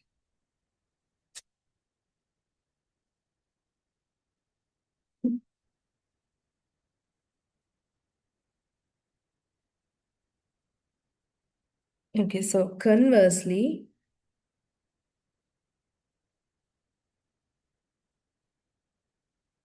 suppose G1 inverse G2 is in H. Conversely, suppose G1 inverse G2 is in H. This implies that because it's in H, it's equal to H. We can write that G1 inverse G2 is equal to H for some element H that is taken from the subgroup. Okay? Okay. Right. Now, this implies that we want to show that G1 times capital H is equal to G2 times capital H, right? Now, what do? We take the product of G1 on the left on both sides. So we've got G1 times G1 inverse G2 equals G1 H. G1 times, using associativity, we can write it this way. And this implies that G1 times its inverse gives you the identity. Identity times G2 is simply G2. G2 is equal to G1H, right? Now what do we do? If G2 is equal to G1H, then we surely have G2, the left coset of H by G2 to be the same as left coset of H by G1H because G1H is the same as G2, right? Now what do?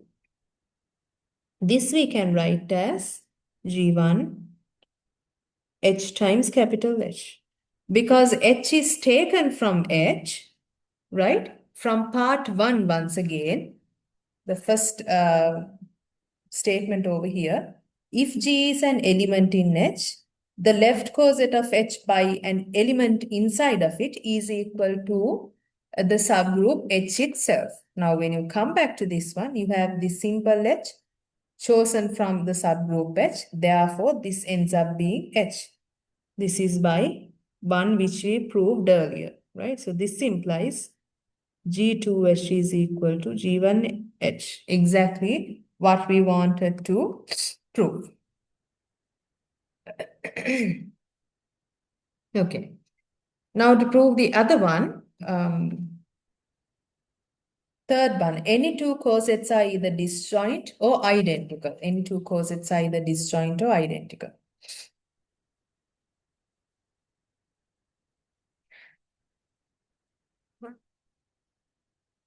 Okay. So let's take any two left cosets, right? If you consider any two left cosets, they are either disjoint or not, right? Now all these left cosets are subsets of G. So there are only two possibilities. Either those two are disjoint or not. If they're disjoint, there's nothing to really show because the statement itself tells you take any two cosets, we're talking about left cosets, the same applies to right cosets as well. That's why without saying left or right, I have simply put coset, right? So whatever we are proving for the left coset is valid for the right coset as well. They are either disjoint or identical. Now, identical part we have to prove, but we know for sure because any coset, any two cosets that you take from G, they are subsets of G.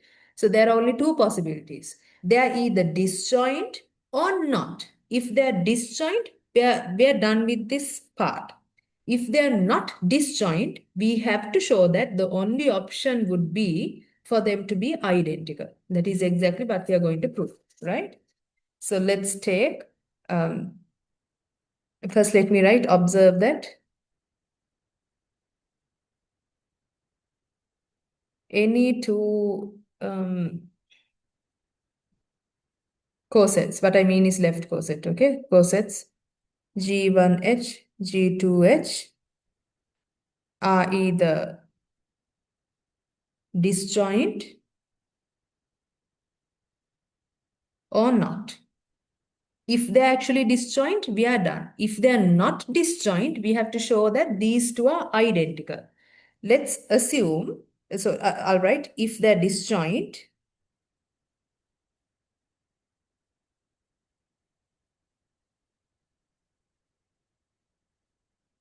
we are done, right? So suppose they are not disjoint.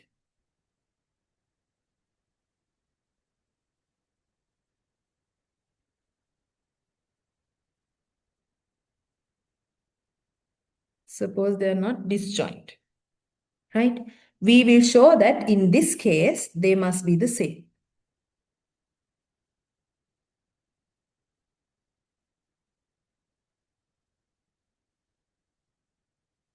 G1H is equal to G2H.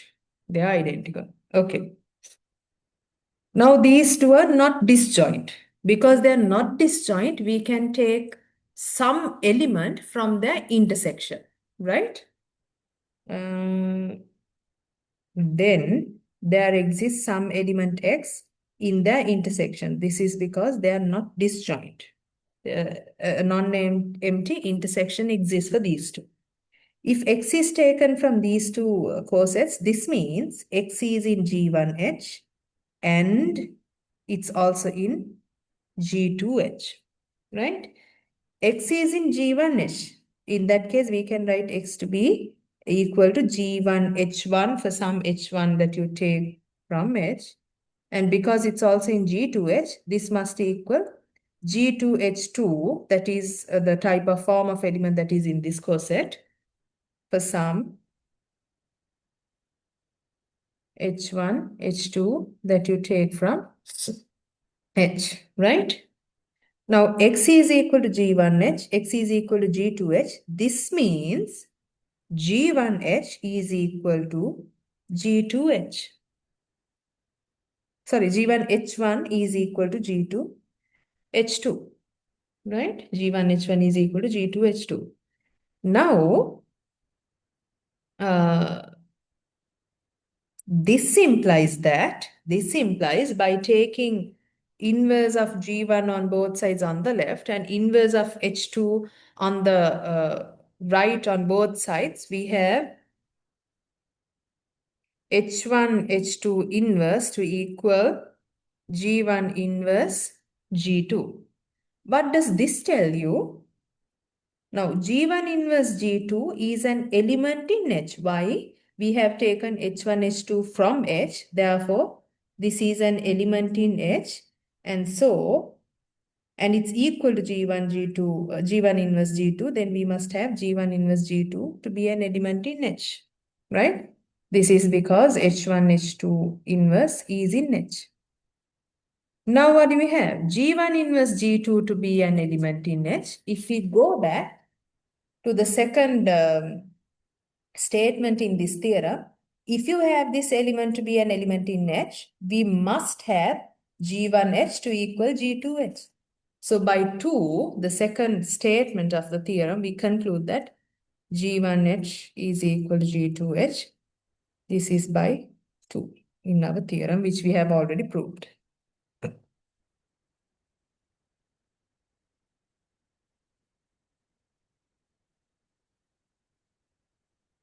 Right, now to prove the last one, it's not very hard to show that this union, you take any G, GH is equal to G. What we do is we will show that this is a subset of G and G is a subset of this.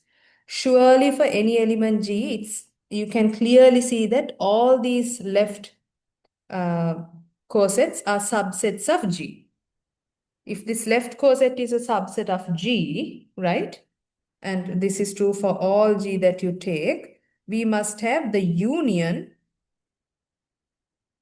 to be a subset of G. You take a bunch of subsets of G, you union it up, it definitely has to be a subset of G. On the other hand, if you take any element from G, right? Let G naught be an element in G, then we have G naught H to contain G naught. Why is that? Because H is a subgroup, contains the identity, right? This is equal to G naught H, where all these H comes from the subgroup, right? G naught H contains G naught, which is equal to what? G naught, the identity that comes from H, right? So G naught is contained in this left coset. So we can write G naught is in the left coset of H by G naught, which is a subset of this union, right? Which is a subset of this union, right? We have taken G naught from G and we have showed that it actually belongs in this union. So this tells you G is a subset of the union as well. So putting those two together, we see that G is equal to the union of all these left cosets. Right. So next would be the Lagrange's theorem, which we will be doing then in our next lesson, right?